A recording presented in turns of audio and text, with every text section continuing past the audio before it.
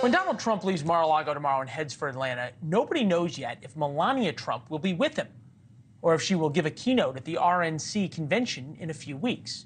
The most mysterious First Lady of modern times is now the constant target of attacks. Axios reports Melania Trump might not return to D.C. for a second term. May Malman is here, director at the Independent Women's Law Center, vice president of Restoring Integrity and Trust in Elections.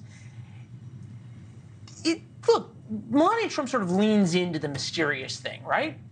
I don't know if she leans into it, but she is a private person. She was a private person before the presidency. She was a private person the first term, and she's going to be a private person during Trump's second term.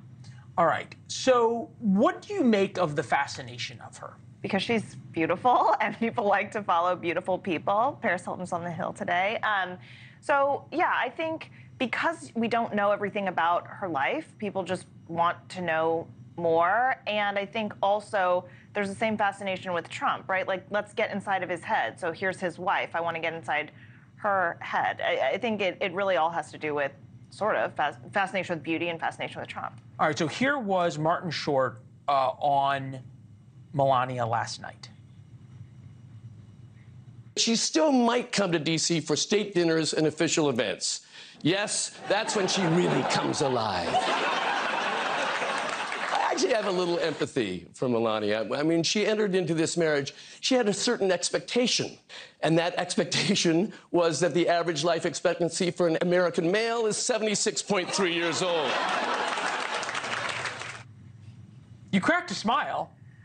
Well, found her then Jimmy Kimmel, so that's a pretty low bar.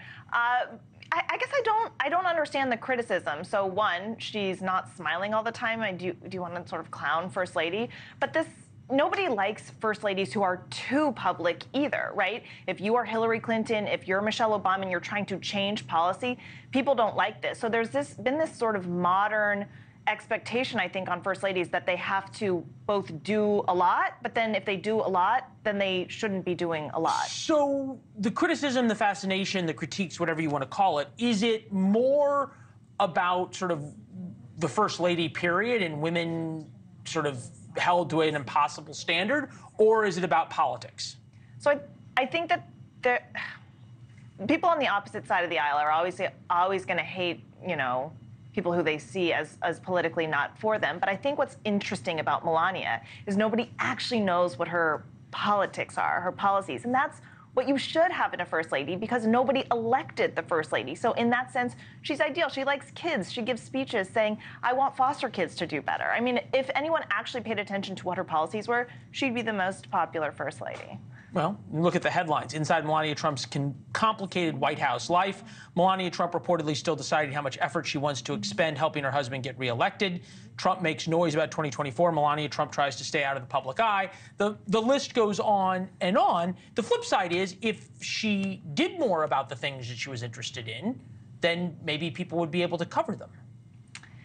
Yeah, so like I said, nobody elects the First Lady. There's not, this is not a mandate that she has in order to provide more resources to foster kids. This is something that she does purely because it's something she's interested in theory, that she could do even as a private citizen, which currently she is a private citizen, and she is doing. Oh. You think she's going to be there tomorrow night? I do. So, I mean, she comes to the big events, right? When Trump went to go cast his vote, there she was. Didn't go to the trial with him. She did not go to the trial with him, and I would not have gone to the trial with him. An honest answer. Good to see you, ma'am. Thank you. Thanks for watching. Go to joinnn.com to find News Nation on your television provider. And don't forget to click the red subscribe button below to get more of News Nation's fact-driven, unbiased coverage.